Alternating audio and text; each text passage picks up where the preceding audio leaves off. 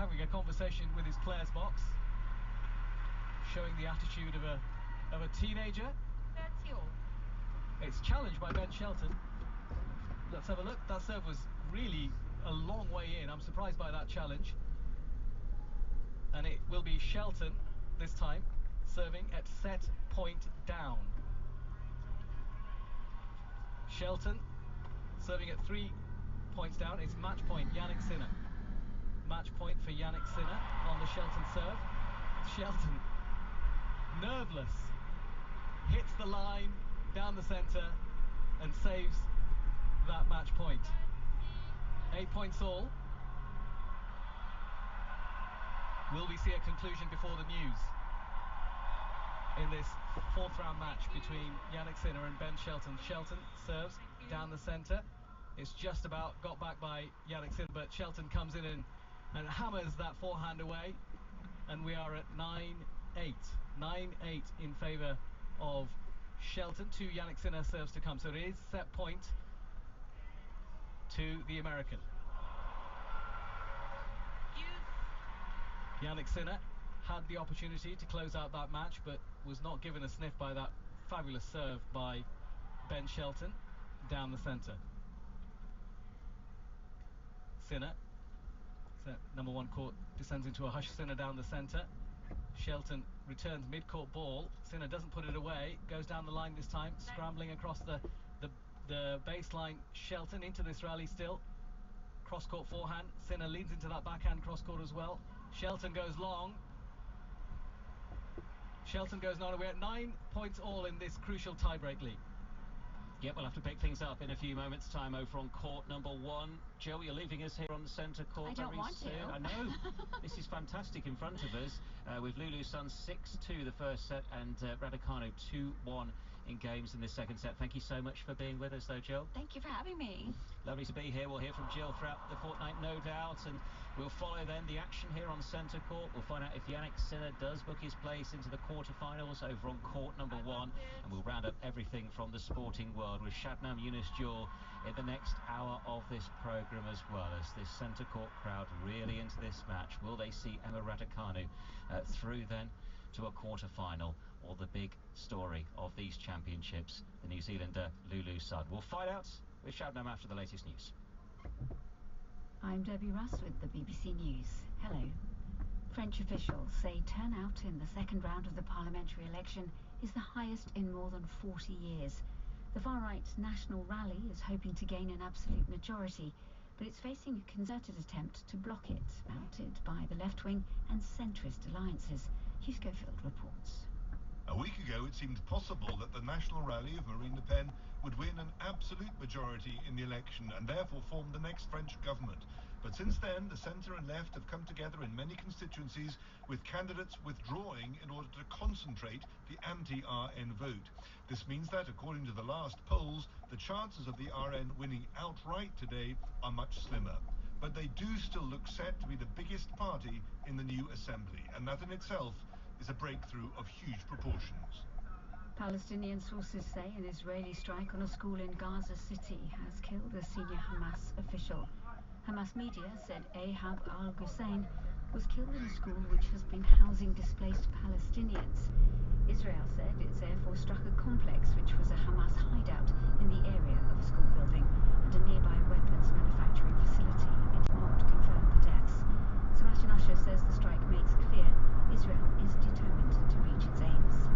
That shows, as other incidents still continue to show, that Israel's continued to carry out strikes where and when it believes it's necessary for what it sees as its battle to essentially denude Hamas of any, not just military, but political capacity.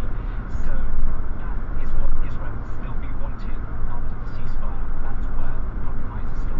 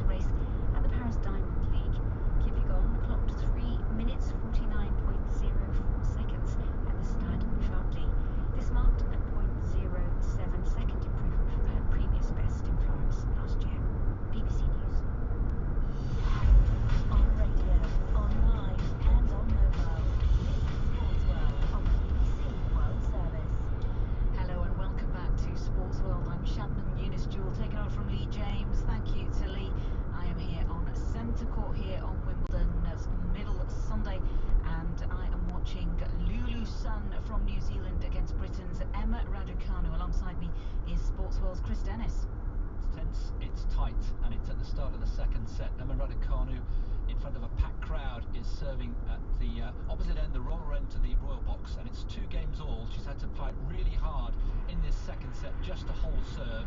Both players have had opportunities. Lulu Sun took the first set by 6 games to 2, and that's the first set this week in the championship that Emma Raducanu has dropped. This is the toughest test so far for the British player. 2-all second set. The men's world number 1, Yannick Sinner, is through to the quarter-finals. Let's head over to court number 1, where we can speak to Shojo Saka. Yeah, Yannick Sinner won the next point after you left us. It was at 9-all while we were listening to the news there. Sinner won the next point on his own serve, and then Ben Shelton, the 14th seed from the United States, served a double fault on match point to lose that tiebreak and indeed to lose the match. So Yannick Sinner from Italy, the world number 1, through 6-2, 6-4, 7-6 in just over 2 hours into the quarter-finals. He'll be looking to go deep into this tournament. He reached the semis last year, the quarters before, but of course this year he's come back as a Grand Slam winner, having won the Australian Open and also taking the number 1 spot in the rankings. In the last couple of minutes, he's been speaking to the BBC's Rishi Prasad. Yannick, congratulations. You've won in straight sets, but how tough was it to get over the line against a really tough opponent today? Yeah, very tough match. I mean, especially the third set. You know, the tiebreak we saw, I had to save 1 set point also on 5-6, and you know, this kind of matches, they can go also very long. I'm very happy to close it in 3, and the atmosphere as always has been amazing, so thanks everyone for staying.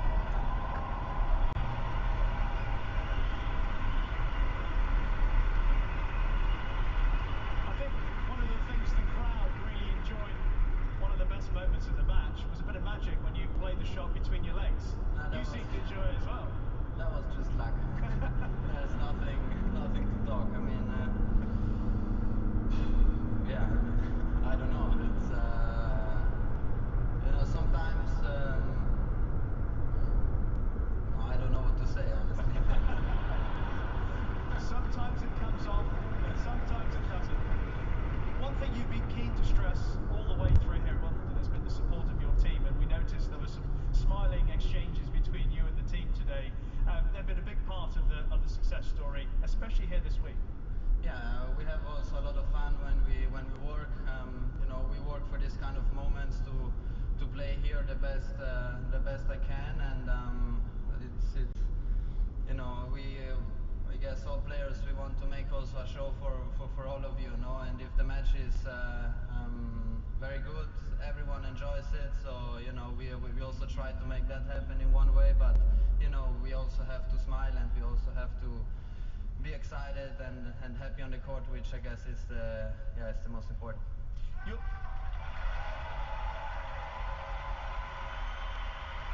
through to the quarterfinal here at Wimbledon for the 3rd successive year.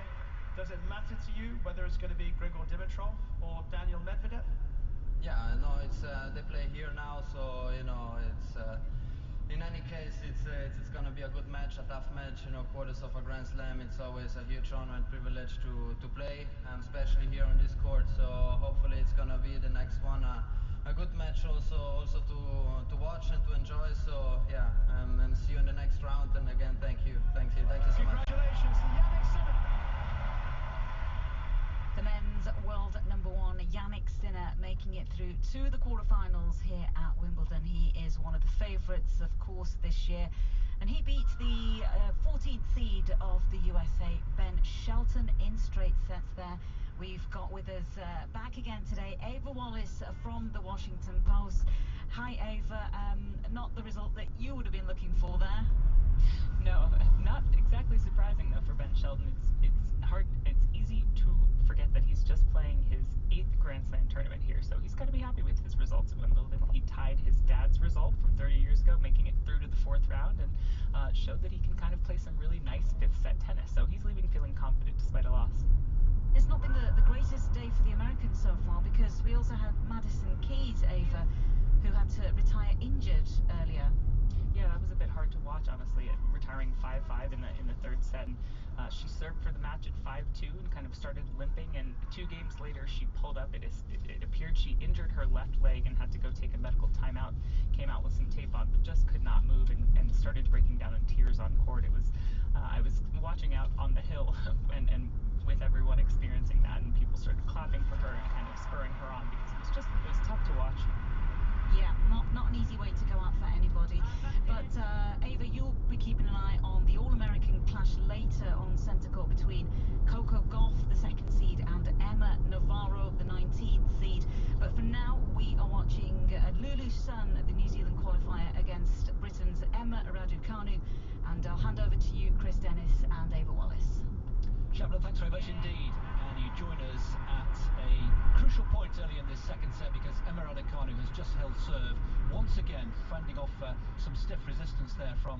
Sun to move ahead by 3 games to 2. So if you're just joining us here on the BBC World Service on Sports World, a quick recap of where we are. We're on centre court here with our lovely high vantage point. Alongside me, Ava Wallace from the Washington Post. First of all, before we do a little upsum of the match, Ava, describe this view for us. It's wonderful. We're right in the middle of things here across from the umpire, and you can see just how many people are packed into this stadium to watch Emma Raducanu, who of course has been such a fantastic story. This Wimbledon has really had all eyes on her. Drama on the court, drama off the court, and had a tight first set, but people are settling in now as she appears to be as well. It's the first set that she's broken this week, as we said.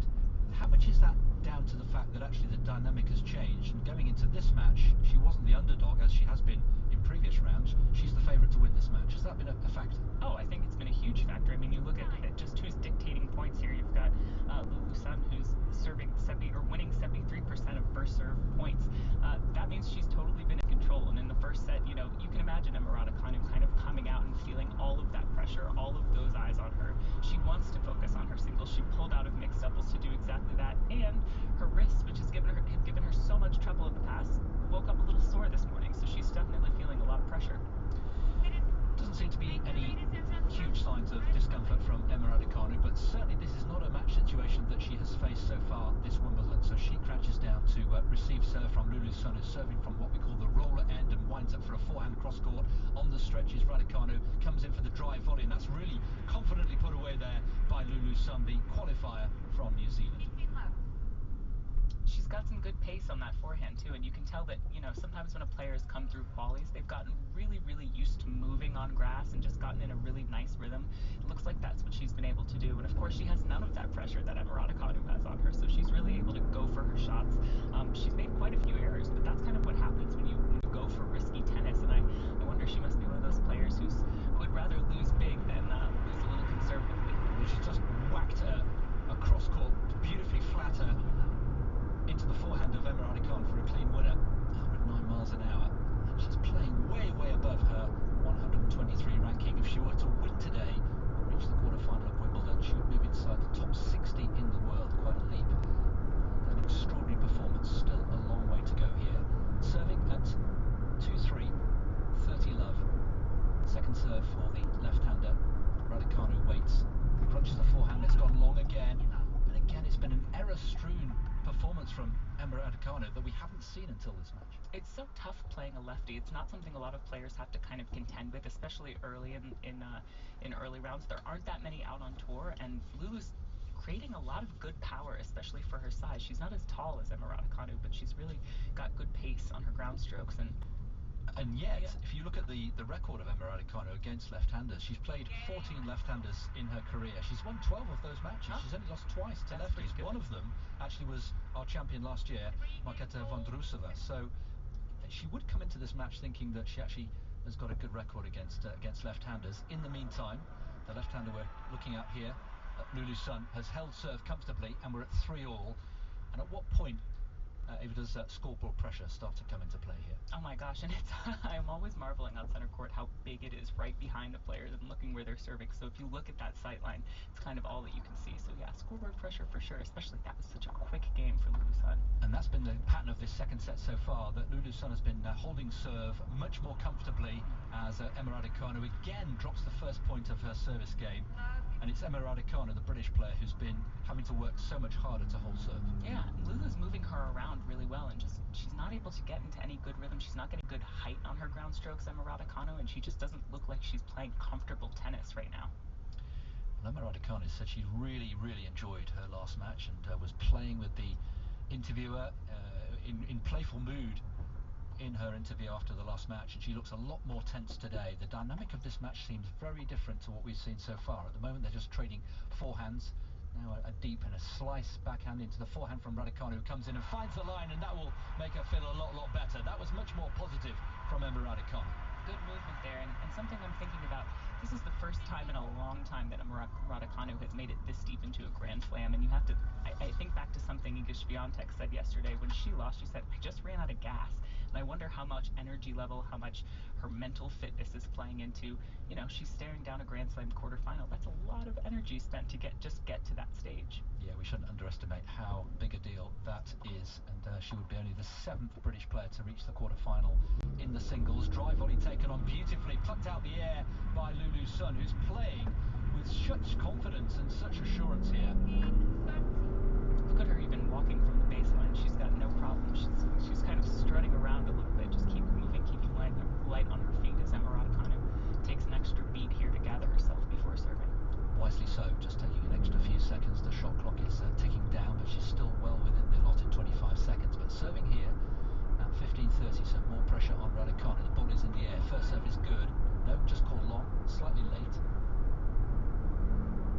And Raducanu just checking with the chair umpire, gets the nod. It was just long, so second serve is on its way. A little bit of a breeze picking up here on centre court. Lulu Sun is aggressively, and she's on the stretch there and can't hold. That was a second serve, 92 miles an hour, but excellent down the tee.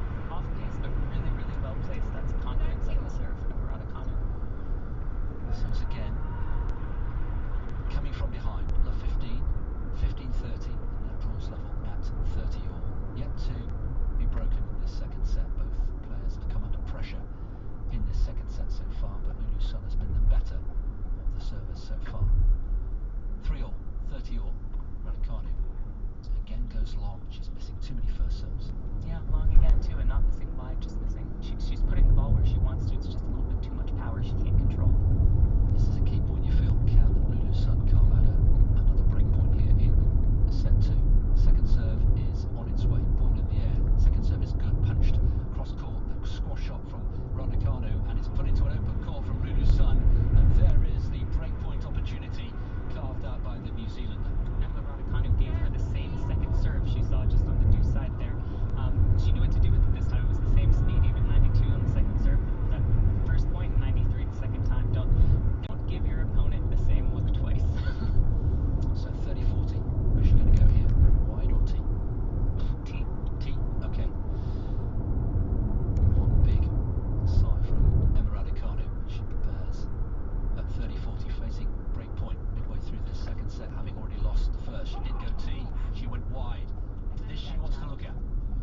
Emma Raducanu is going to challenge. It was an immediate call for Hawkeye. The crowd, of course, love this. They get engaged, they're dialed in as we look at the replay on the big screen. Down, way down in front of us, and it is wide. It's just wide. So an unsuccessful challenge. So the pressure on Raducanu just ratchets up another notch. Break point down. Just loses the ball. Has to reset with the preparation for the serve. Second serve is on its way. It's a good one. Punch back to the backhand of Raducanu. Forehand down the line from Sun. Sun then goes down the line again. Raducanu picks it up nicely, trading forehands along the baseline. Down the line on the backhand with a little bit more air. Loopy return from Sun. And it's long, is it, from Sun? Way long. And Raducanu survives and saves the break point. That's really good dictating from Emma Raducanu, just moving Lulu Sun from side to side there, trying to pin her into that forehand corner. And when that doesn't work, get him on the run. And that was really, really nice from Emma. Well, I hate to say she's hanging on here, but she really is being tested in a way that she hasn't been tested so far here this fortnight at Wimbledon. The prize, of course, is huge. A place in the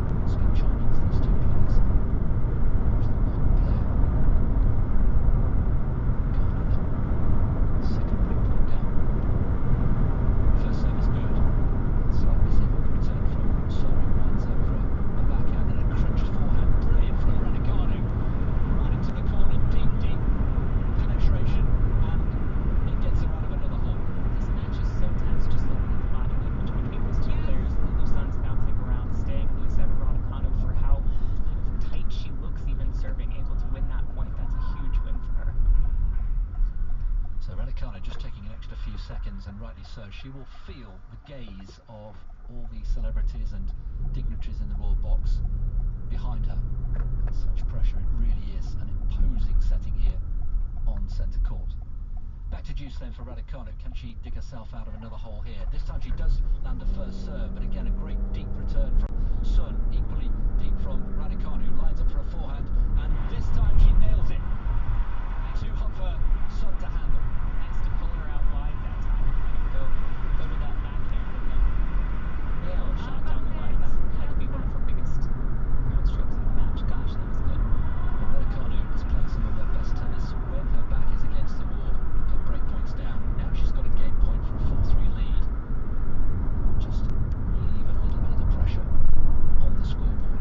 Close the first set rather comfortably to Sun. Game point Raducanu. Again, she's gone just along with the first serve. If you picked up and filled it by the ball boy who was already back into position. Very quick up there around the court. After me. Second serve then from Raducanu. He's in the air. He's nice into the backhand of Sun. We're into the rally now. And there was an attempted drive down the line from Sun over the highest part of the net. You probably heard it rattle into the net. And Raducanu has held here and moves ahead by 4 games to 3. What have you made of that? That was a big break for Raducanu, a big forehand there from Sun. She lets out a big roar after that one. Hopefully it kind of loosens her up a bit and shakes. That was a huge hold for Raducanu. But gosh, it is so tense in here. It's like you can feel everyone holding their breath when she serves. Well, a few people around us, just in front of our commentary position here, have just got up and stretching the legs and just having a little bit of a walk around, and you feel it feels like everybody needs to go to a collective yoga class just to relax and calm down a little bit. Yeah, everybody needs to get a drink or something like that. But geez, nobody's leaving their seats though, moving around, but everyone's staying in place. Did you see this coming, actually, if we can put our British hats on for the moment, did you see this being such a tough match for Raducanu? You know, it's always interesting just because of the pressure factor that we were talking about earlier with the quarterfinals being so close into the second week of the Slam. She's been on center court all tournament, but I mean, I didn't see Lulu Sun coming more than I didn't see Emma Raducanu coming. I'm so interested to see. She's shown a little bit of her consistent tennis, which I think was the question with Emma Raducanu coming in for everyone.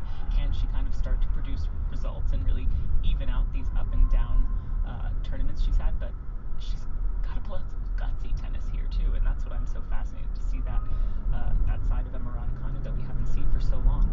As for Lulu Sun, well, as the scoreboard continues to tick through, the pressure will increase on her because she may then start to realise the enormity of the opportunity that is here. Just to put into context what she might achieve here today, the last one to reach a quarter-final in the women's draw on the main draw debut was Caroline Honkova in 2019. So it's been a few years since that happened. And she is at love 15, so Raducanu has won the first point of this latest game, and now is into the rally nicely, exchanging forehands. There's the inside-in forehand from Sun. It's a beauty. That was gorgeous. She just stepped right into the court, had Emma Raducanu a couple feet behind the baseline. She's playing with not just pace on her ground strokes, but she's serving pretty quickly, getting to the line pretty quickly, not giving Raducanu any time to think and just kind of going with her game. 109 miles an hour, that last one. So 15 all.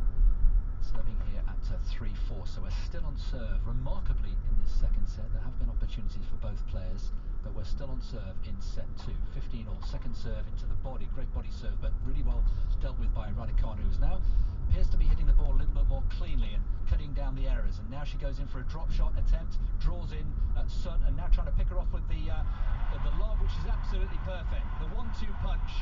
Draws her in, picks her off, beautifully done, Raducanu. Very well played. That was some good defense from Lulu Sun too. That wasn't a given that she'd get to that shot, so Emma made her earn it. 15-30. Good to see Raducanu just mixing it up there. Most of the rallies have been trading blows from the back of the court, both very good counter punches, but that was nice. Good variation there from Raducanu, just to interrupt the rhythm of her opponent there, who's now at 15-30. Great serve out wide, just about dug up.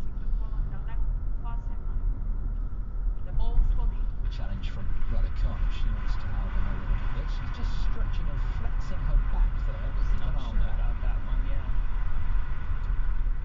Oh, goodness me. How many millimetres there? 1, 2. Good eye. And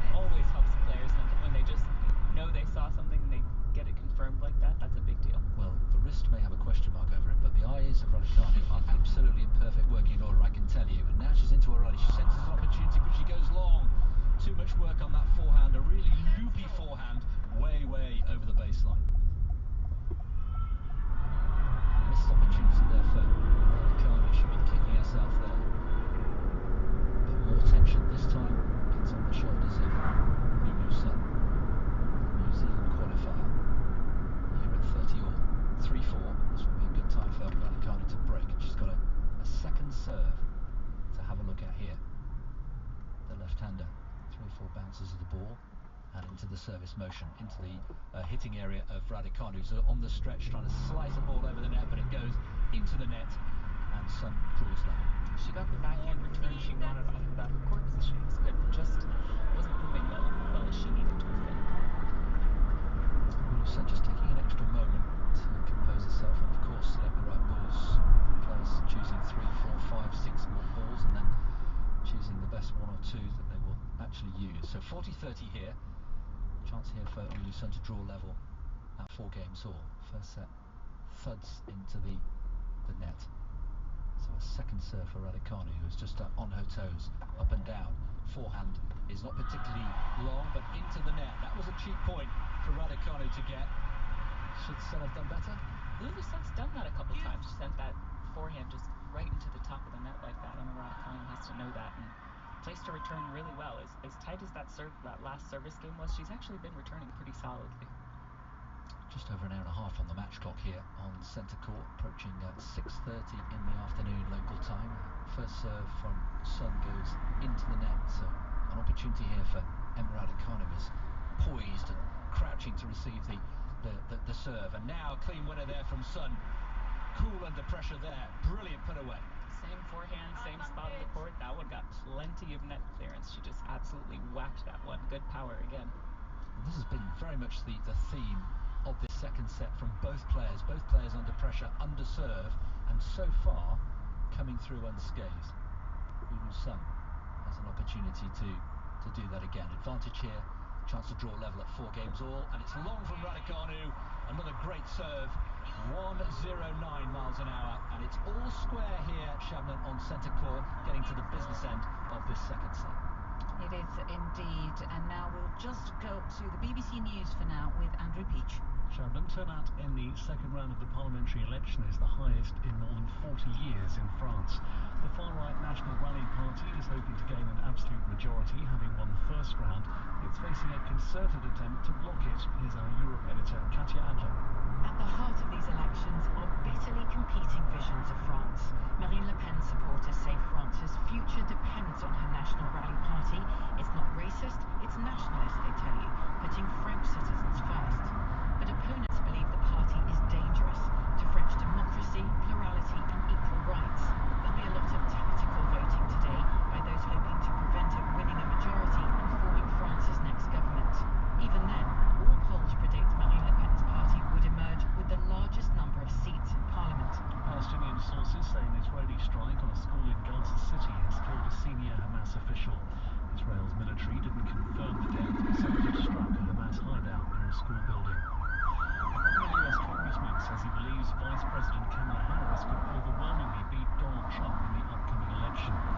As concerns continue to grow over President Biden's recent campaign performance, Adam Schiff told US TV that Ms. Harris would be a good choice. I think the Vice President would be a phenomenal president. I think she has the experience, the judgment, the leadership ability to make an extraordinary president. Could she win overwhelmingly? I think she very well could win overwhelmingly, but before we get into decision, who else it should be, the president makes that decision whether it's him. Britain's new Defence Secretary John Healey made a surprise visit to Ukraine, approaching the UK military lead. Mr. Healey is part of Keir Starmer's new Labour government, which won a landslide victory on Thursday. 2 pistols owned by Napoleon, which he'd intended to use to take his own life, have sold at auction in France for $1.8 million. The guns were designated national treasures ahead of the sale and therefore can't leave the country. The identity of the buyer hasn't been made public. I'll have much more on the French elections for you in an extended newsroom programme here on the BBC World Service at 18 hours GMT. Now back to Shabnam and Sportsworld. Andrew, thank you. We are live here on centre court at Wimbledon. New Zealand's Lulu Sun leading Britain's Emma Raducanu by 1-0 here in the 4th round. 4 games all in the second. Let's hand you back to Chris Dennis, who's watching this one. Shabnam, thank you very much indeed. More tension. Emma Raducanu serving at the roller end at 30-15, and in the 9th game of this second set, having lost the first set by 6 games to 2. And once again in this service game, she lost the opening point and had to come from love 15 down. She's done that and is now at 30-15. Again, just aborting the ball toss, not for the first time in this match. The serve just clips the top of the net, so it gets a net caught. So this all adds to the tension here.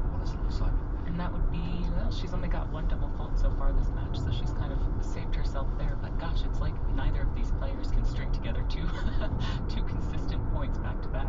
It has been rather scratchy, but it's been compelling in terms of a spectacle from a neutral perspective as they get into a rally. The left-handed forehand, again, that's something that Emma Raducanu is having to deal differently with for the first time in this fortnight, playing against a left-hander who winds up again cross-court, pinning Raducanu back, exchanging blows. Now a bit more air on that loop here. Mid-court ball, which should get the treatment. It doesn't get the treatment. Way long from Sun. Goodness me, that was a missed opportunity. Trying to give herself a little bit of time there to reset. She didn't even need to. She was bouncing around in the middle of the court and got a break from Lulu Sun. So from love 15 down, Emma Raducanu with 2 game points here to move ahead by 5 games to 4. And were she to do that, Lulu Sun would come out and serve to stay in the second set. Emma Raducanu needs to just up her level here.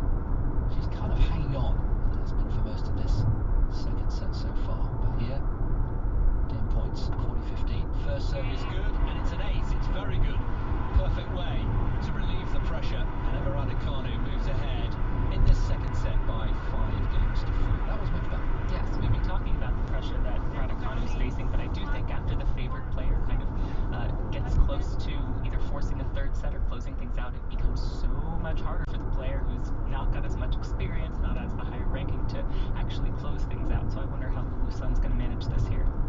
How much will her lack of experience at this level come into play? At the moment, she seems to play with great freedom, but would you expect that to change? Yeah, freedom kind of tends to go away once you actually are expected to take something from someone who's been in this position before, who has had these Grand Slam experiences before, and knows what it's like to take a match from a player rather than just hold steady. And I think it's so much harder when you're less experienced. You haven't been at this stage before. All of a sudden you realize, oh gosh, can I hold on to this? Well, they're 2 remarkable young women playing excellent tennis here, and I mentioned their multinational and multilingual backgrounds. And the background of Lulu Sun, born in a small town in New Zealand, but raised in Shanghai and then in Switzerland, educated in the USA. This is extraordinary, isn't it? They're just travelling the world, these young people, and it's very much become the norm in modern tennis. It's the perfect kind of way to be raised. If you're going to be a professional tennis player, get used to living on the road, to being in different cultures, being comfortable in different areas, and then all of a sudden, by the way, be comfortable as center court of Wimbledon. It all helps.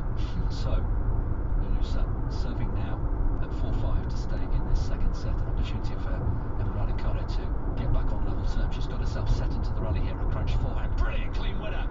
Goodness me, that was travelling. A forehand down the line from the left-hander. Started with the serve. That was a gorgeous serve that got Emma Raducanu off balance right away. Well, we've been waiting for signs of nerves from Lulu Sun for the whole match, and we're still waiting. Nearly an hour and 40 minutes on the match clock. She's still playing with great freedom and great confidence. And I repeat, she's a qualifier. She has never played Wimbledon before, and she's a set-up against the darling of British tennis. And is on her way potentially to a place in the quarter-final here. Still a long way to go. That second serve is good, returned by Raducanu, but again, excellent pop on the forehand and enough to produce the error from Raducanu, and she moves ahead by 30. If you're a player like Lulu Sun coming in as a qualifier,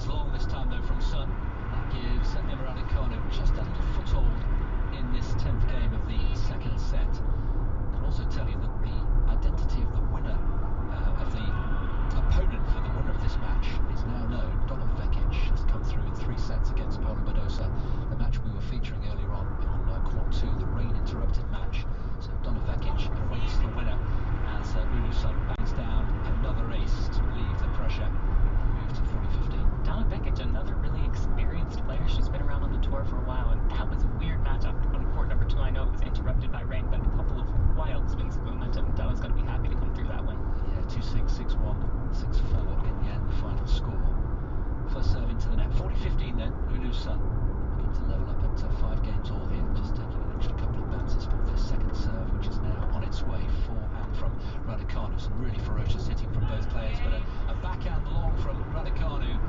And again, relatively, Lulu's Sun making light work of what could have been a very tricky game to draw level at 5-all. And she's doing a good job to vary her speed on the second serve there, to not show Emma Raducanu the same ball kind of twice in a row. That was a little bit off pace. I think it was 90 miles an hour. She's been hitting 93. She can hit 98. So just even changing all that little bit does a lot to keep your opponent guessing. Emma Raducanu has nerves of steel. We shouldn't forget that. She's been in very tight match situations before. She came through some tough matches in Nottingham in the run-up to Wimbledon and in Eastbourne as well. Grass court tournaments to prepare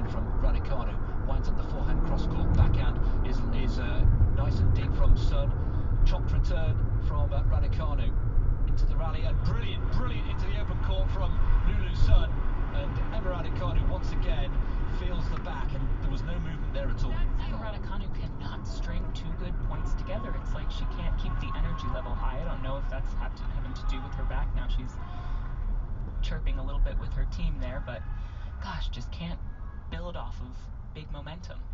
Still has an opportunity here. 30 all, 2 points away from taking this second set. First serve is good. Blocked return on the backhand side from Raducanu, who's now hoisting a lob and trying to get back into position.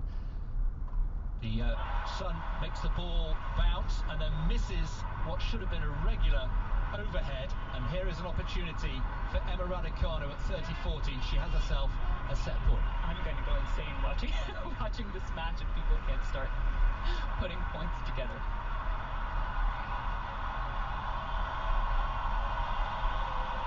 Pumping her fists now, Raducanu. Energy is still good, even if she's holding her back, even if she's not winning back-to-back points, she still wants it clearly. The crowd are fully behind her. Set point, 30-40, this to draw level. Lulu Sun, first serve into the net. The pressure increasing further on the New Zealander. Second serve at set point down is good. Forehand from Raducanu, forehand again on the stretch, and that's a brilliant response from Sun under immense pressure, and she produces an off forehand of real quality.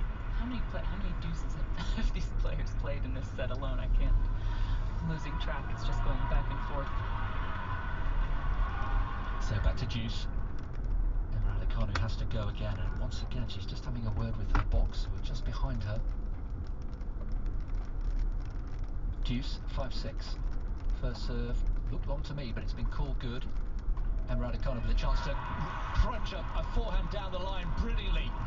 Absolutely out of the top drawer there from Emma Raducanu to bring up a second set point. No movement issues there for Raducanu. She does a big fist bump after bludgeoning that forehand. Well, she is a player who is capable of finding the big shots on the big points, and that was one of them. Set point number 2 for Emma Raducanu. First serve into the net, as it was on the previous set point. Appeal to calm. We're getting very excited here. Second serve, set point down. Raducanu with the backhand to get herself into the rally. Backhand again with a little bit more air, a little bit more loopy, and that's gone long! It's long from Sun, and Raducanu is back in this match big time. She has broken right at the death. She has avoided the tie break, and she has taken this second set by 7 games to 5. Shabna. Chris, Ava, thank you very much. Very loud here on Centre Court, as you can hear. Plenty of other sporting headlines being made around the world as well. So away from Wimbledon, let's head to Paris now and the Diamond League, where it's been a record-breaking day of action. Let's find out what's happened with Ed Harry and Adi Doy. Yes, welcome to the French capital, where it's been a record-breaking afternoon. Well, this Diamond League in Paris has produced some stunning performances over the last few years. Last year, it was Kenya's Faith Kipyegon who stole all the headlines. Today, she had to share it with Yaroslava Mahuchik. The high jumper, commentator Ed Harry, is alongside me. 2 world records today. Let's start with Mahuchik, because that world record she took out of the high jump has stood since the 1980s. 1987, set for Kostadinova at 2 meters and 9 centimeters. Earlier, I watched Blanca Blazek try and break this world record so many times on stages like this, at Golden Leagues and Diamond Leagues. Mahuchik, it almost came out of nowhere. She won the competition, let's say that. Then the Ukrainian cleared 2 meters 7 centimeters, second time. That was a brand new personal best. She put the bar up to 2 meters and 10, and she cleared it first time. That world record had stood for almost 37 years. Now it belongs to the reigning world and European champion Mahuchik. Well, when I caught up with her in the mix zone, she was beaming from ear to ear and really still struggling to take in what she'd achieved. I really feel fantastic, because it's incredible jump, and I jumped this first attempt. For me, it was really incredible, because I jumped 207 with second attempt, and it was my personal best. And my coach said maybe stop, because we have Olympic Games. Of course, it's more important, but I felt inside that I can do it, and I want to try the world record. And I jumped with first attempt. Last question, will you get to celebrate this, or is coach going to put you straight back to work? I want to celebrate, and we had one before this, because they come wife of my physio and a friend of my coach, so we will go to Eiffel Tower and we'll celebrate my own world record. Yaroslava Mahuchik there. Let's turn our attention to Faith Kipyegon now, Ed. World record here last year in the 5,000 meters. another world record, this time in the 1500 meters, but she had to work hard for it this time. She really did. She was, I think, chased all the way by Jessica Hull of Australia, and I think having Hull not quite on her shoulder, because when she went, Faith Kipyegon, she really went, but I think having Hull there as a presence helped. 3:49.04 is the new mark. We run out of superlatives, don't we? Twice the Olympic champion, 3 times the world champion for this distance. We were there, Addy, in Florence last June when she ran 3:49.11. Today she's run 3:49.04 and pulled a few more hundredths of a second off that mark. In the same stadium where, as you alluded to it, she broke the 5,000 meters world record at last year's Paris Diamond League. Absolutely incredible. And look, both of these performances, Kipyegon and Mahuchik, the Olympic Games can't start soon enough. Yeah, that performance by Faith Kipyegon once again underlines her status as the favourite for gold in the 1500 metres here in Paris in the Olympics in a few weeks' time. I'm feeling great, you know, to come back here, to come back to Paris where I broke the 5,000 world record, and now I'm here breaking the world record over the 1500. It just feel amazing, and I'm in the right direction towards Paris Olympics, and I really thank God for the far I've come from because of the injury, and then recovering, and then here I am, so I'm really grateful. What was it like having company for once? Jessica Hull, she hung in there as long as she could. Yeah, she was really good. You know, I take my time, like, somebody is behind me and I have to be careful because, you know, you never know anything, you know, something can happen. So I just relaxed and just ran my race. So I knew Jessica was there and she's strong. She has broke our world record, area record many times. So yeah, it feels amazing. And the last question, will you do the double at the Olympics? Absolutely, yes. I will do the double, both 5 and 15. So that was Faith Kipyegon of Kenya. Now, 2 world records that we talked about. We nearly also had one in the 800 metres, which was an incredible race, Ed. Jamal Sajati won it. The man who he was tracking, the man who was front-running for most of the 2 laps was Emmanuel Wanyonyi. He's a young Kenyan at the Kenyan Trials. Just a couple of weeks ago, he went 3rd on the all-time list. Only the world record of David Rudisha and the former world record of Wilson Kipketer are quicker than the time Sajati ran here today. 9 men, the top 9, all set personal best. There were a total of 4 national records to go with the 8 personal bests we had in that women's 1500 metres. It'll be a quick turnaround for some of these athletes with the Monaco Diamond League coming next week.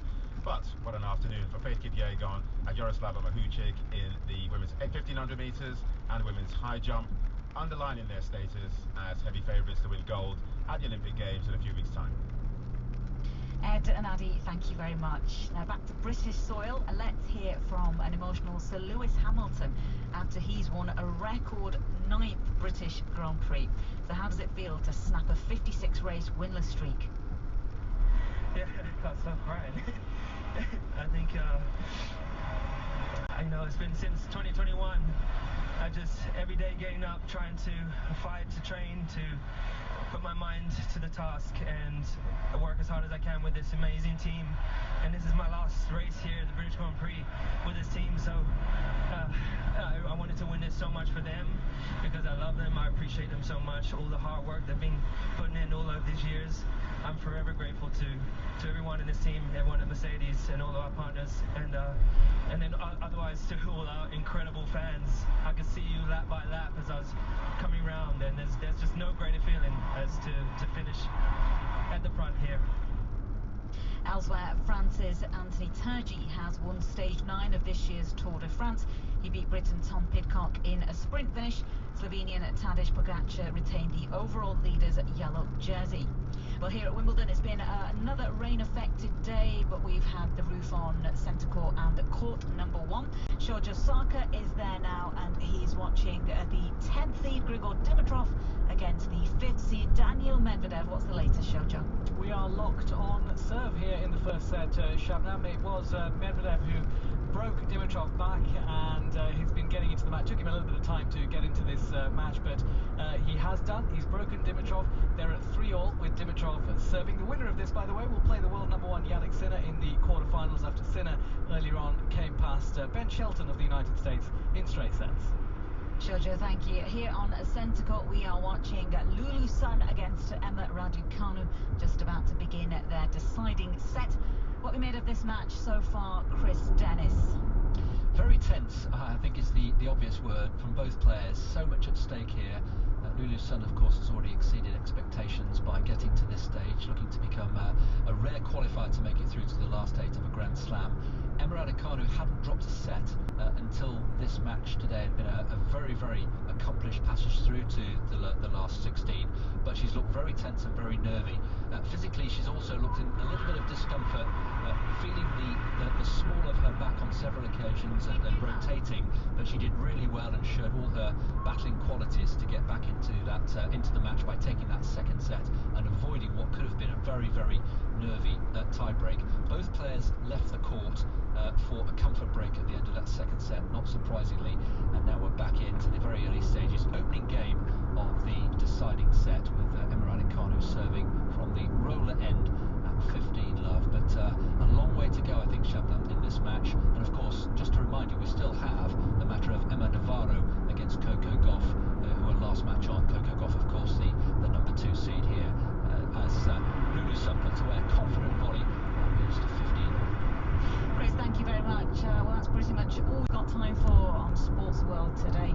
Earlier, of course, here at Wimbledon, we had the men's defending champion Carlos Alcaraz also through to the quarterfinals, as well as the men's world number 1 Yannick Sinner. So it's middle Sunday today. It used to have no action here. Now we've got plenty of action, apart from the rain trying to spoil things a little bit. But the crowds here haven't allowed it to do that. They've enjoyed themselves. We'll see you again tomorrow. Sports World is a BBC Sport production for the BBC World Service. This is the BBC World Service, and on the inquiry this week, it's Hungary's turn to hold the presidency of the Council of the European Union. Its nationalist leader Viktor Orban will have an opportunity to influence the agenda. This week we're asking, what will a Hungarian presidency mean for the EU? The inquiry at bbcworldservice.com/inquiry.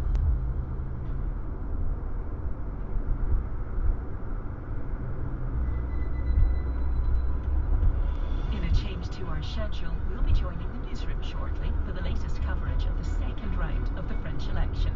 You can hear in the studio with K-drama scriptwriter Beck McHugh at bbcworldservice.com. This is the BBC World Service, the world's radio station.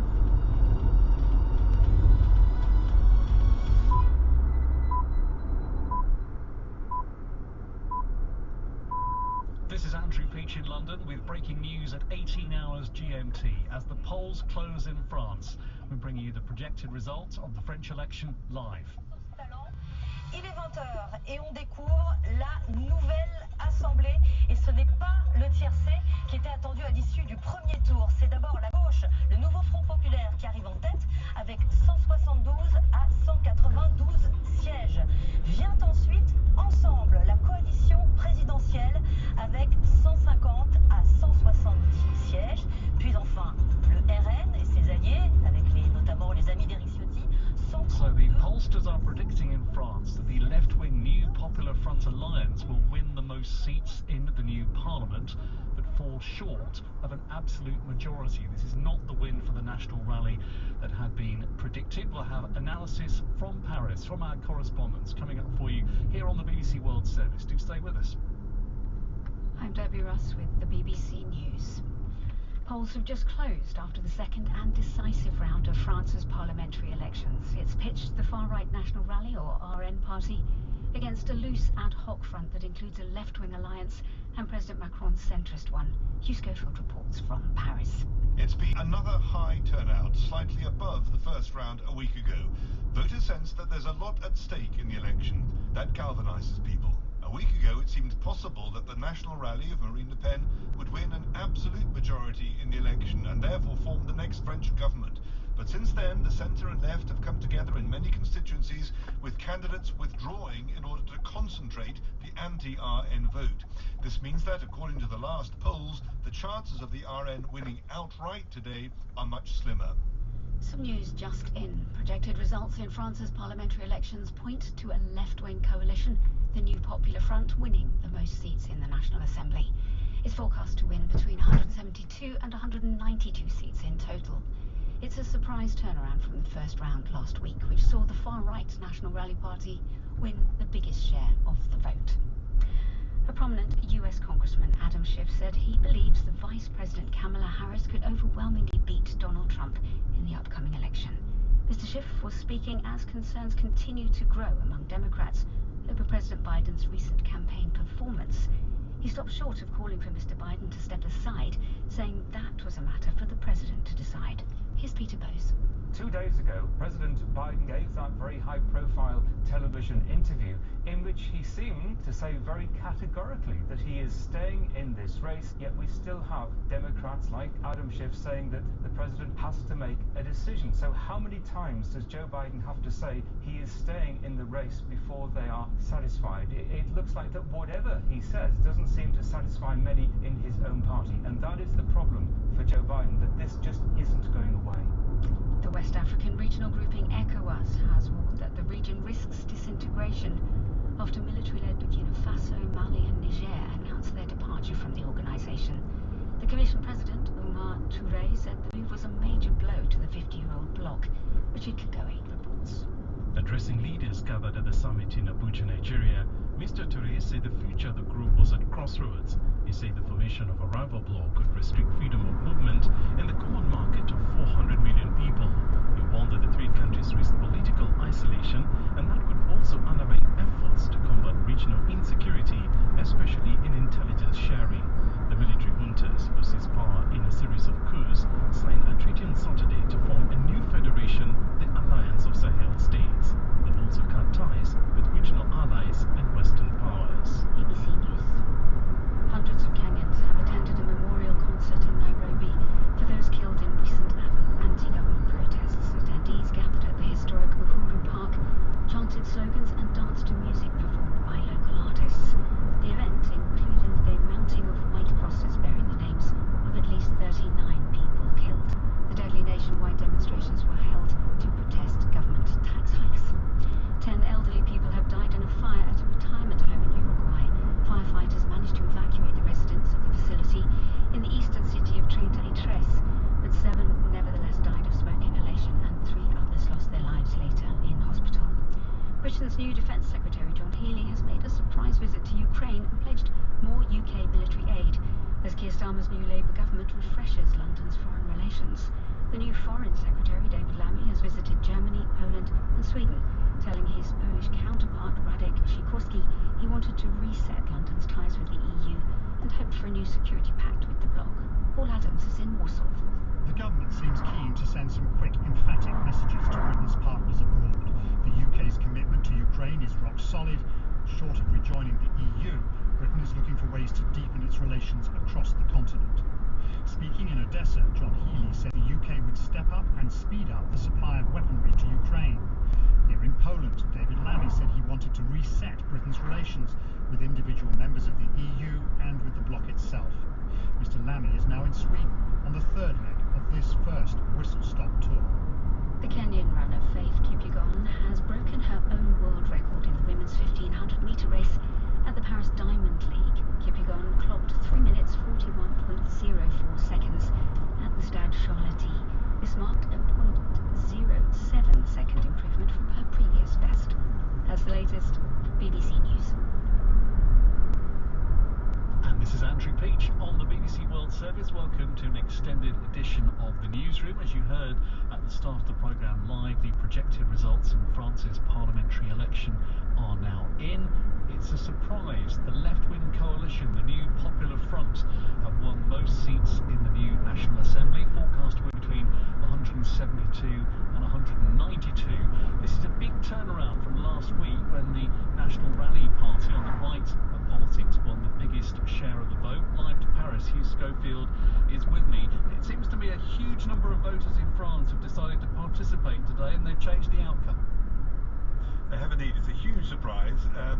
We were all led to believe by the polls that even though the National Rally would go down in this round, it would still emerge as the biggest party, but the pollsters got it all wrong.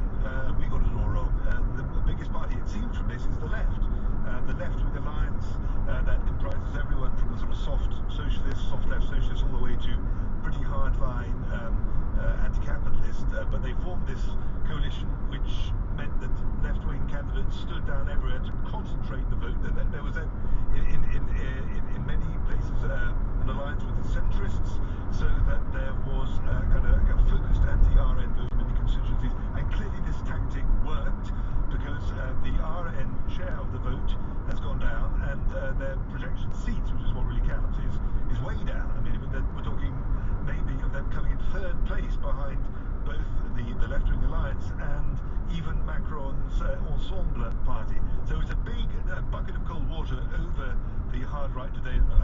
this evening, and of course victory celebrations going on now in the Place de la République in eastern Paris, where the left has gathered nervously up until a few minutes ago, but now with great joy as they realise that they've actually emerged as essentially the victors of this election. It's obviously not good for Macron's own party, but does this outcome now mean that his gamble in calling the election and then forming this alliance has paid off?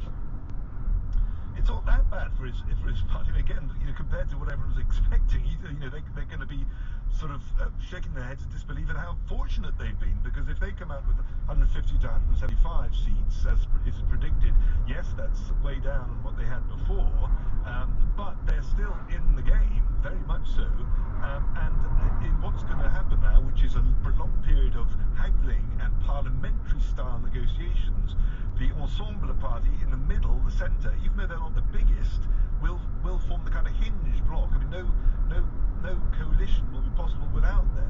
If there's a coalition that needs to be broad-based between a little bit of the right and a large bit of the left, the centre will also play a part in that. So they've come out of this remarkably well. Again, a sign of how well this anti-RN kind of front has worked in this election. Clearly more people still do not want the RN to take power in France than wanted to, even though in the first round they did so well, and in the Europeans that they did so well.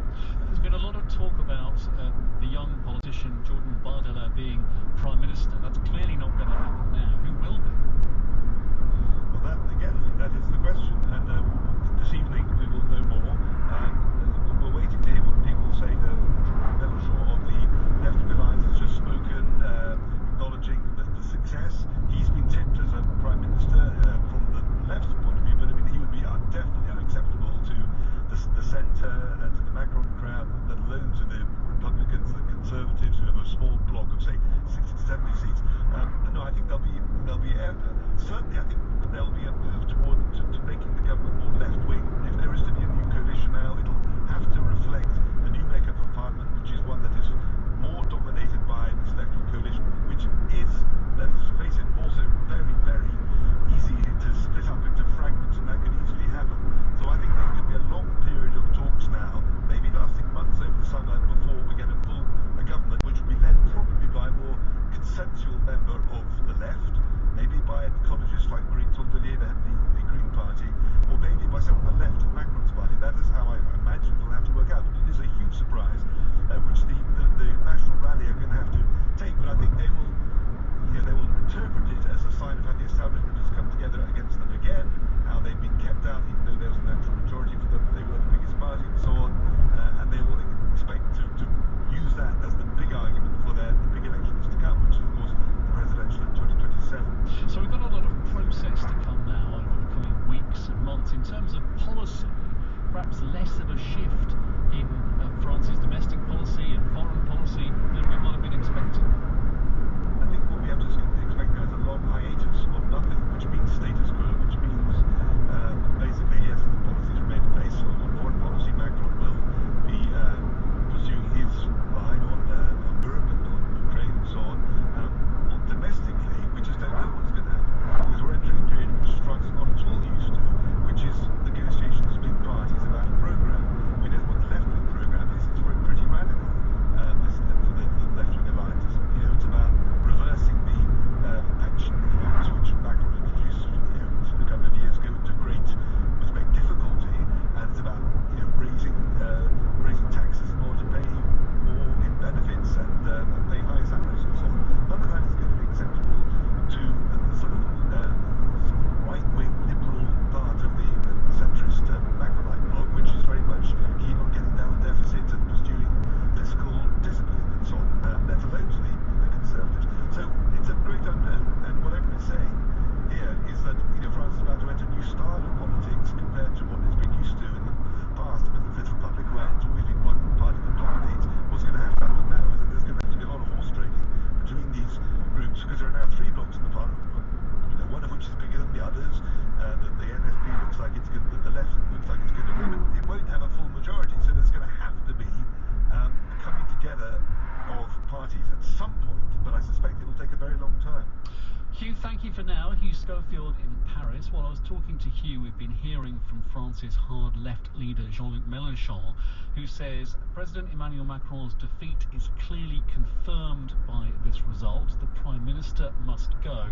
And he's also gone on to say that voters in France have rejected what he called the worst case scenario and headed off the far right. Let's just have a listen to what it sounded like at the rally that the left has got going right now as the news of the projected result broke about 13 minutes ago. Et on découvre la nouvelle assemblée et ce n'est pas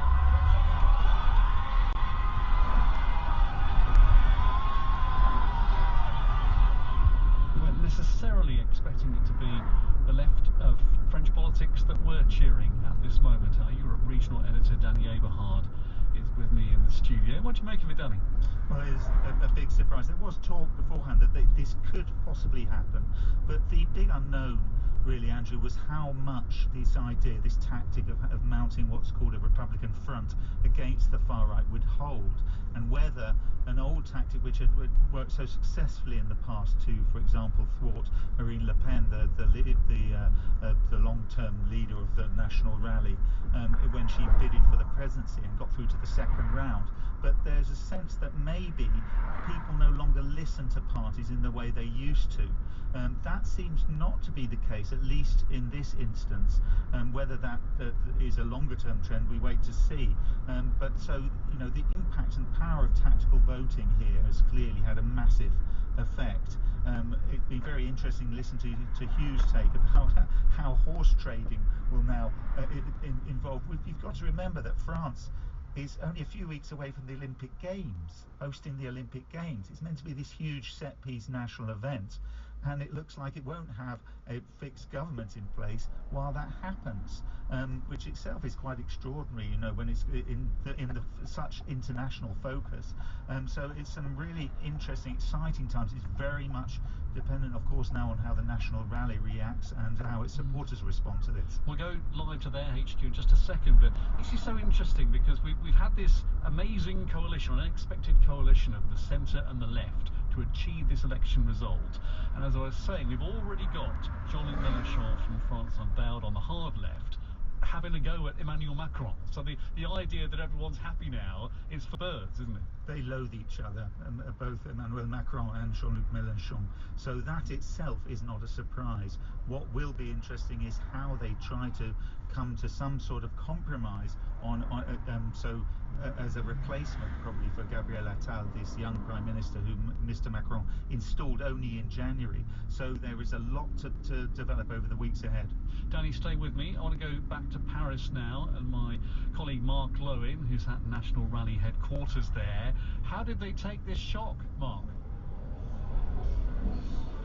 With quite a lot of silence, Andrew. There was a tiny smattering of applause to try to reassure themselves, but you know, they have fallen far, far short of what they aimed.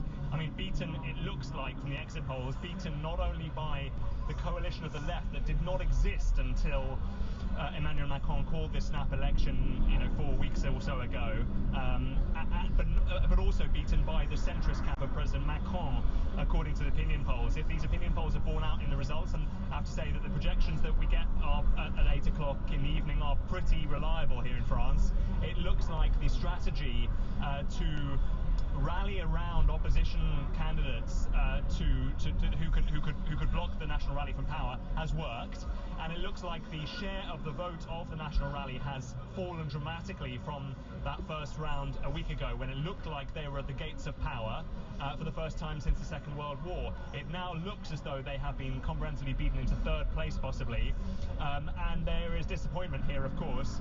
I mean, I overheard one senior National Rally official saying, you know, well, our time will come maybe next time. But I mean, they've been saying that for a very long time now, and every time the other side of this very divided country rallies together and says, we are not prepared to see the far right in power in France. We form, as the French call it, a Front Républicain, a Republican front, to stop the National Rally. Yes, they have a a lot of supporters, and yes, they have detoxified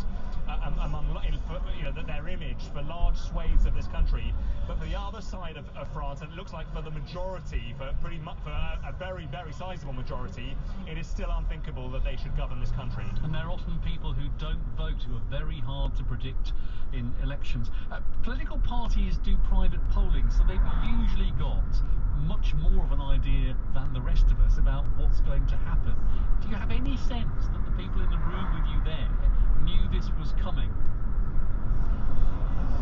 About an hour before the exit poll, I was milling around, and this is going to sound like I was eavesdropping. I wasn't. There were just conversations happening all around the room, and I caught one conversation as one national rally chap was speaking to the other and said, "Oh, first echoes we've got doesn't look great for us. Maybe 220 to 230 seats." Now, that seems over-optimistic, actually, according to the exit polls that have put them down as between 120 and 150. So a bit of a massacring, actually, for that party. So yeah, I mean, the mood certainly was that they kind of knew this was coming from a couple of hours ago, I suppose. But given just how close they got, there will be bitter disappointment. There will be talk of stitch-ups, among the opposition, that they kind of, dropped out and rallied behind people just so that they could stop the national rally. It may seem like a stitch-up, but that often happens in France. I mean, I remember back in 2002 when Jean-Marie Le Pen, the founder of the National Front, Marine Le Pen's father, incidentally the man who called the Nazi concentration camps a detail of history, got through to the second round runoff in the presidential election against Jacques Chirac of the right. And there was France was stunned and appalled in many ways by that. And the left rallied behind Jacques Chirac, and the slogan at that stage was "Better a thief than a racist," as they called Chirac, a thief back at that time. So France has a long history of doing this, of tactical voting to keep out the national rally. I suppose in the months and years to come, Andrew, the question will be how much longer can this go on for? If the national rally support continues to grow, how much more can the rest of the country do to try to block them from power? Maybe sooner or later they will get into power. That will be a question for another election, another time. For now, it looks like they haven't got in. And they've had a huge amount of momentum building up to this point. Have they really just got to now try and keep that going until the presidential election in a couple of years? Well, I think much depends on who forms the next government. If it is a cobbled together coalition of the left and the centre, parties that don't really like each other, perhaps that government will be a complete catastrophe, and then Marine Le Pen would emerge, riding on her white horse into the sun into 2027, and say, look what a disaster it was when you all kind of tried to get together. You all hate each other. We're the alternative. So maybe, the positive spin for her and for her party would be, okay, let them block us this time, but then we'll stand in 2027 for the much greater prize of the presidency. But given the fact that repeatedly they have been blocked from the presidency as well, and Macron will not stand. He can't stand again as a president for the presidential election 2027. So all the sort of hatred towards him will not be part of the equation in the presidential election. There will be another candidate trying to get the votes of the centre and the left. Maybe that calculation by Le Pen is over-optimistic and she will fail again. But look, they will try to put a positive spin on it. They will try to keep up the momentum. And actually, there's a screen behind me has just showed that Marie-Caroline Le Pen, who is, I think, a relative, I'm not entirely sure, she's been elected in one constituency, so there was a bit of applause there. So, there is going to be some momentum. They came very close. They absolutely, France needed a Herculean effort to try to block them. So, let's see what happens next time. Mark, thank you so much. Live from National Rally HQ in Paris. That was Mark Lowe. This is Andrew Prix. You're listening to the BBC World Service. We're bringing you live reaction to the news in the last few minutes of a shock outcome to the parliamentary elections in France, with the National Rally, who've been predicted to win, coming in third place. It looks like on the back of a very high turnout, more than 2/3, nearly 70% in the election today. So the result has been changed by people who don't normally go to the polls. Let's bring you a bit more of the reaction from the victorious left-wing group. Jean-Luc Mélenchon speaking to supporters in in the last few minutes. Arracher un résultat que l'on dit c'est impossible. Un magnifique élan de mobilisation civique. There's been amazing civil mobility, and you all know how remarkable this is because it's already summertime and it's already summer holidays. Our people has clearly chosen to avoid the worst, and tonight the Rassemblement National is very far from achieving an absolute majority. Much more to come in this extended programme here on the BBC World Service, reacting to the outcome of elections in France. Let me just bring you one or two other stories though. In Gaza on Saturday we heard about a strike on a school sheltering displaced people, killing at least 16 people. Israel says it was a Hamas control centre. Now there are reports that another school, the Holy Family School, which is being used as a shelter, has been hit, killing 4 more people, including a member of Hamas. I've been talking to our Middle East analyst, Sebastian Usher, who's in Jerusalem.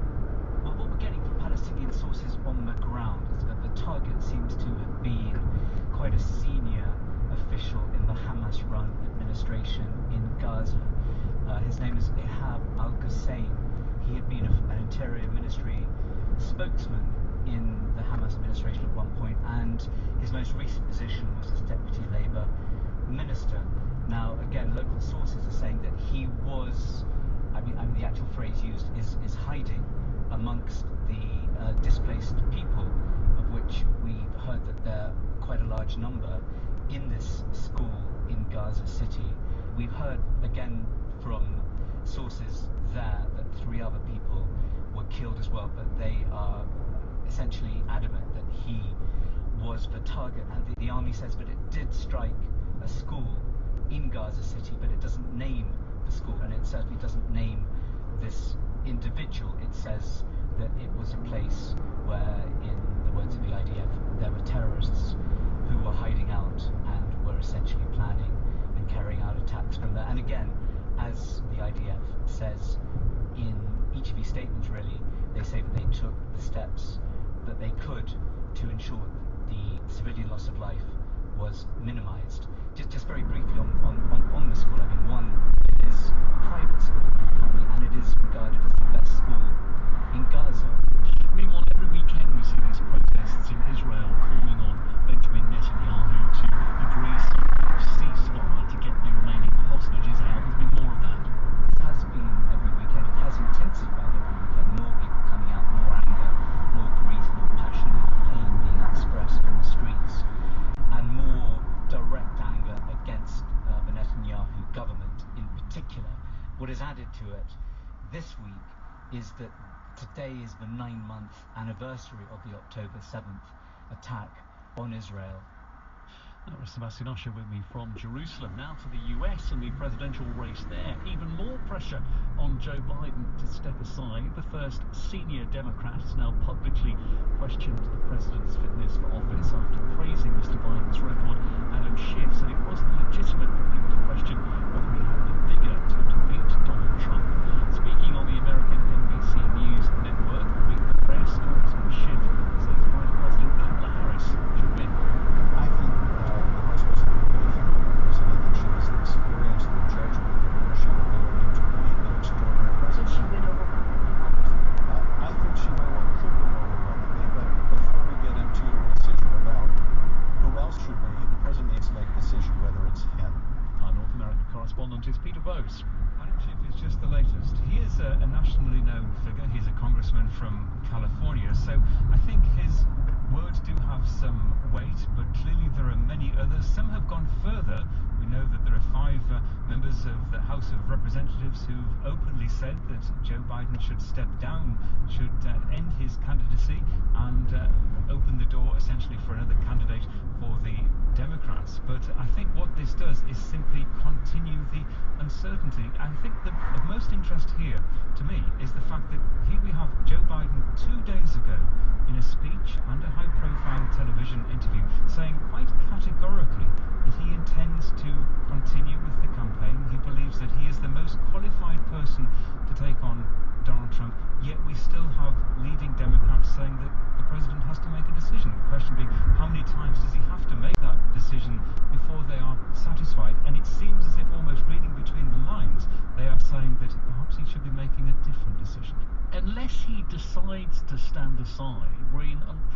uncharted territory here. There's no real mechanism for anyone to force him to do so, apart from by trying to shift things in his own mind. You're right, absolutely. There's no mechanism. The decision is absolutely his. Now, if he does decide to stand down, Kamala Harris, the Vice President, would likely pick up the electoral votes that he's already achieved through the primary election process, and with it, because she's already on the ticket, she would get the funding as well that is behind President Biden. But the thing is, there are other Democrats, there are other leading figures in the party who may well be considered to be better candidates than Kamala Harris. The timetable is extremely tight for the Democrats. Their convention is in a few weeks' time, and by then this absolutely has to be nailed down. That is the time that they will confirm who the candidate finally is. And I guess it might be quite a close call between Joe Biden fighting on and the sort of chaos of Democrats fighting each other to try and replace him ahead of the election in November, as to which might turn out better for the party. I think some Democrats think that the situation is so bad, perhaps they believe that the chaos to choose a different, a younger, more capable candidate would be worth it in the long run to beat Donald Trump. Our North America correspondent Peter Bowes. This is the BBC World Service. This is the BBC World Service, and in Suicide's Silent Survivors, Ashley Byrne explores why many countries punish people for trying to take their own life. So many people, but they don't speak about it. The reason: deep-rooted religious, social and cultural beliefs. My parents took me to the police station. I was processed. I spent 3 nights in police cells. And then on Monday I was taken to court and I was fined. They see this as a sin, and that having it as a law is to defend that it shouldn't be done. I hear about jail terms, beatings and the impact on loved ones. More focus is on the family. They're saying you could not handle your family member well. You should have looked after him. Suicide's Silent Survivors. Thursday at 8:30 and 19 GMT. Or listen now wherever you get your BBC podcasts. This is Andrew Peach in London with an extended edition of the newsroom. I'm watching scenes of celebration in the Place de République in Paris after a shock result in France's parliamentary election has been projected in the last few minutes. The new Popular Front, the left-wing coalition, wins the most seats in the National Assembly. A big turnaround from the success of the National Rally only 7 days ago. More reaction and analysis coming up. Stay with me here on the BBC World Service. BBC News with Eileen McHugh. In a surprise turnaround in France, the second round of parliamentary elections has resulted in a projected win for a left-wing alliance, the New Popular Front. President Macron's centrists are likely to come second, and the far-right National Rally, which won last Sunday's round, third. The left and the centre made a pact to minimise the rally's gains. Fears of possible unrest after the French election have led to the deployment of an extra 30,000 police nationwide. Shops have been boarded up in central Paris. A prominent US Congressman Adam Schiff says he believes Vice President Kamala Harris could overwhelmingly beat Donald Trump in November's election. Concerns have continued to grow among Democrats over President Biden's recent public performance. The West African grouping ECOWAS has warned that the region risks disintegration after military-led Burkina Faso, Mali and Niger quit the bloc. The ECOWAS Commission President said the move was a major blow to the grouping. Britain's new Defence Secretary John Healey has made a surprise visit to Ukraine and pledged more UK military aid. Mr Healey is part of Keir Starmer's new Labour government, which won a landslide victory on Thursday. Visiting Poland, the new Foreign Secretary, David Lammy, said London would reset ties with the EU. Hundreds of Kenyans have attended a memorial concert for those killed in anti-government protests. Crosses were put up bearing the names of at least 39 deceased people. 10 senior citizens have died in a fire at a retirement home in Uruguay. The team has been sent to probe what happened. 2 pistols owned by Napoleon, which he'd intended to use to take his own life, have sold at auction in France for $1.8 million. The guns are not allowed to leave country as they are designated national treasures. That's the latest from BBC News. And this is Andrew Peach on the BBC World Service. Stay with us for continuing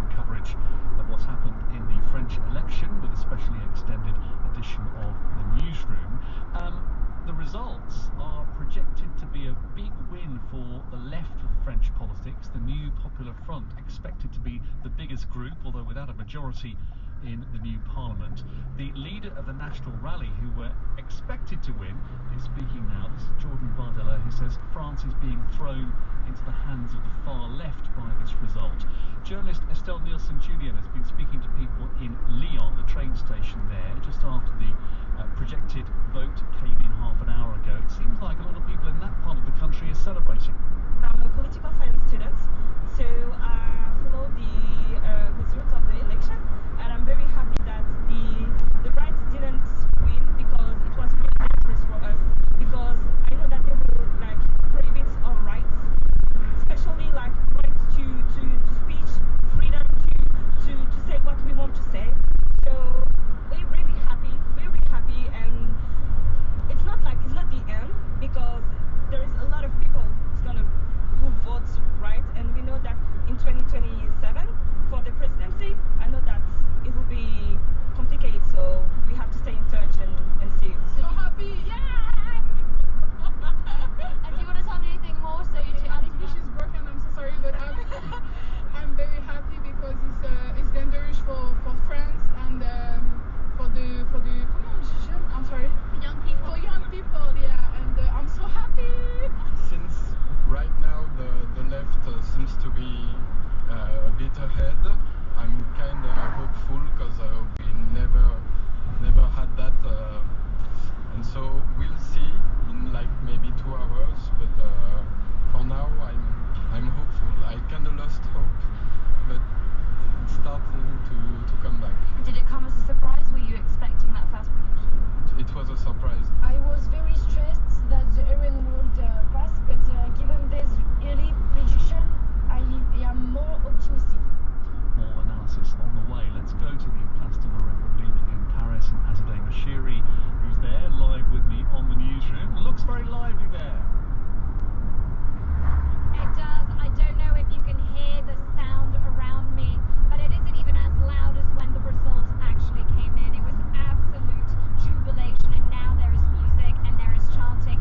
There's a building nearby, the building where Jean-Luc Mélenchon gave his speech a few moments ago, and he has come out several times, as have his colleagues and other members of the new Popular Front, waving outside of a window, and as soon as they appear, there are just cheers erupting around here. And yet behind me is a screen where they've been broadcasting French broadcasters, commentators, and each time Jordan Bardella's name is mentioned, the new face of the Rassemblement National, there is booing.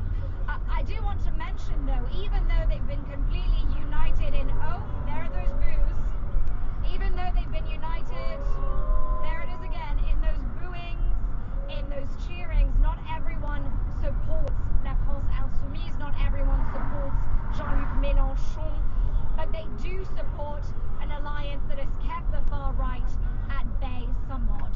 And we should point out that it isn't Paris that's the place where the National Rally has big support, right? So the fact that he's being booed there is probably no great surprise. Absolutely. Just this morning and over the weekend, I was in Burgundy, in a town called Auxerre, and that has been a place where the National Rally has dominated local politics. Some booing again has dominated local politics for 4 years. You wouldn't hear that booing over there. It used to be a fertile ground for socialist candidates, but they have felt that the cost of living has become too difficult. They can't find jobs. They struggle to make the end of the month to pay their bills, and they believe that the answer is the far right. They were hoping that in this historic election, Marine Le Pen's party would take over government. Part of that is because they believe that Macron, the centrist project that he's created, has caused some of their problems. They think he himself is arrogant. One person said he's a king, that he thinks he's Charles III. They do not believe that he's in touch with their day-to-day problems, and Marine Le Pen's messaging, Jordan Bardella's messaging, it cut through in those areas. Azadeh, thank you. You can hear the atmosphere there in central Paris with our reporter Azadeh Moshiri. Let's hear a little bit from Jordan Bardella from the National Rally. He's just been speaking in the past couple of minutes after the party's surprise defeat, saying that Emmanuel Macron, the president, has chosen to paralyse France's institutions. People have taken all means to stop French people choosing different politics. But today, the Rassemblement National has had the best results it has ever had.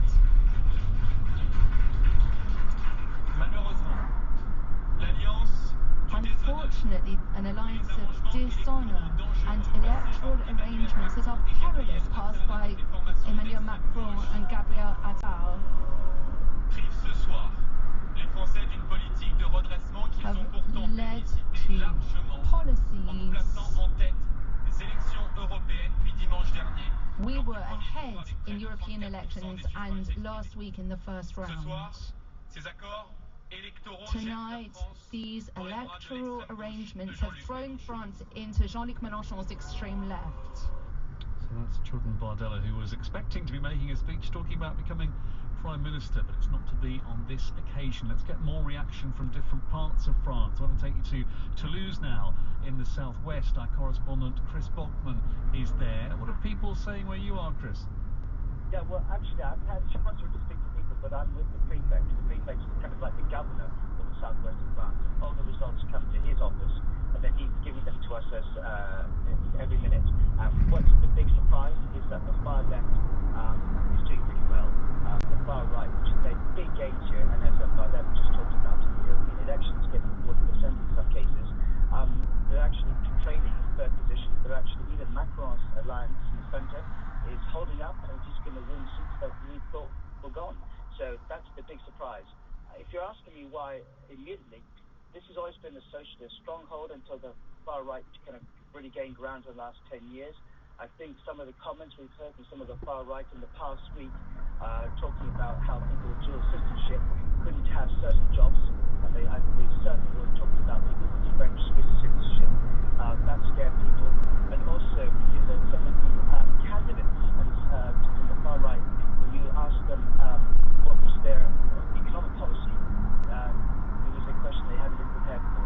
So I think a lot of that in the last week, plus of course this horse trading and people dropping out, so there wasn't a split vote that got far right in, has had a key role. One, they were unprepared to really have a real economic policy. Some of their policies clearly seem to be quite racist. And thirdly, this kind of political bargaining that we saw amongst the different parties who have nothing in common seemed to have worked and paid off tonight. Chris, thank you. Chris Bockman, our correspondent in Toulouse. We haven't heard Emmanuel Macron, the president, speak, but we do have some words from his office.